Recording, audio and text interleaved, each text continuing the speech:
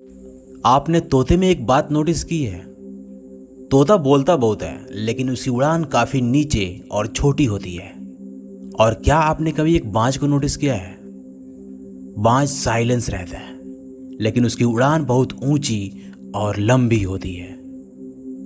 Life में कभी तोते जैसा मत बनो बल्कि एक बाज के जैसे बनो, क्योंकि उसका विल पावर इतना स्ट्रांग होता है कि मानो वो आसमान को छू लेगा। यहाँ पर हम बाज की कुछ खास मेंटेलिटी के बारे में जानेंगे जो हमें उससे जरूर सीखना चाहिए। Number 1, alone fly. बाज तोते, गौरैया या फिर किसी अन्य छोटे पंछियों के साथ नहीं उड़ता। बाज या तो बाज के साथ उड़ता है या फिर अकेले। इट्स मीन कि आप उन लोगों से दूर रहो जिनकी सोच छोटी होती है, जो खुद तो नीचे होते ही हैं, आपको भी नीचे की ओर ही खींचते हैं। एक कहावत है कि आप जिस तरह के लोगों के साथ रहते हो वे लोग ये निर्धारित करते हैं कि आप क्या बनोगे। इसलिए अच्छे लोगों के साथ रहो। जो लोग हाईली मोटिवेटेड होते हैं उन लोगों के साथ रहो, और जिनकी सोच अच्छी और बड़ी होती है उन लोगों के साथ रहो। Number 2, eagles have vision. बाज के पास इतनी कैपेसिटी होती है कि वो लगभग 5 किलोमीटर दूर तक देख सकता है। भले ही उसके सामने कोई बाधा है, लेकिन वो अपने शिकार पर तब तक फोकस रहता है जब तक कि वो उस शिकार को दबोच ना ले। इट्स मीन कि आप एक क्लियर विजन रखो, और चाहे कितने भी ऑब्स्टेकल्स आए, कितने भी प्रॉब्लम्स आए, कितने भी चैलेंजेस आए, सेटबैक्स आए, हार मत मानो। आप उस गोल पर फोकस रहो। And if you don't give up you will succeed. Number 3, eagles are fearless. बाज निडर होते हैं। उनका शिकार चाहे जितना भी बड़ा हो, वे उनसे डरते नहीं।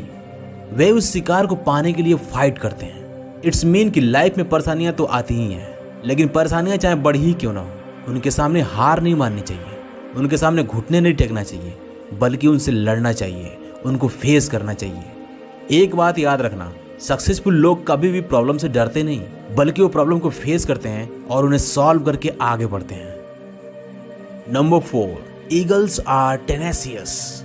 जब आंधी तूफान आता है तो सारे छोटे पक्षी इधर उधर भागने लगते हैं और छिपने लगते हैं, लेकिन बाज ऐसे टाइम में काफी एक्साइटेड हो जाता है।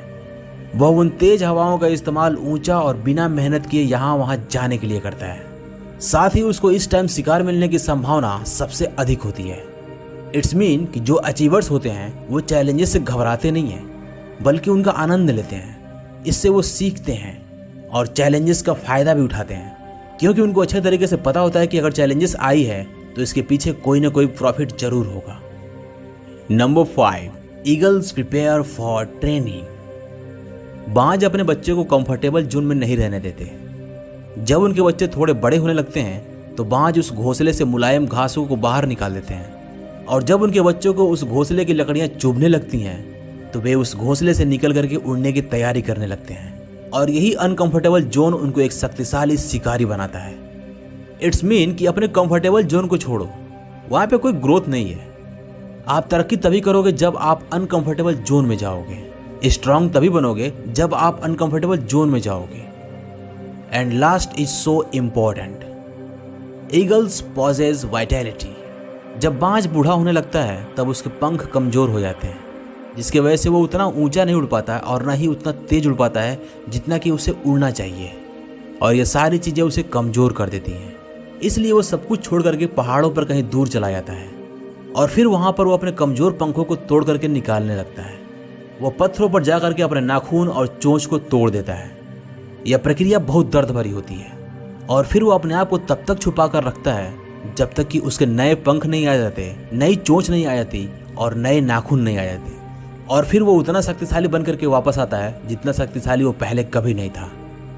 इट्स मीन कि चाहे कितनी भी तकलीफ हो, कितनी भी कठिनाइयाँ झेलनी पड़े, लेकिन कभी कभी हमें बेहतर बनने के लिए अपनी पुरानी आदतों को छोड़ना पड़ता है। उन चीज़ों को छोड़ना पड़ता है जो हमारे ऊपर बोझ बन करके पड़ी हुई हैं, जिनका हमारी ज़िंदगी में कोई वैल्यू नहीं है और जिनके वजह से हम कमज़ोर होने लगते हैं। सो अगर आपको ये काम करना पड़े तो ज़रूर करो।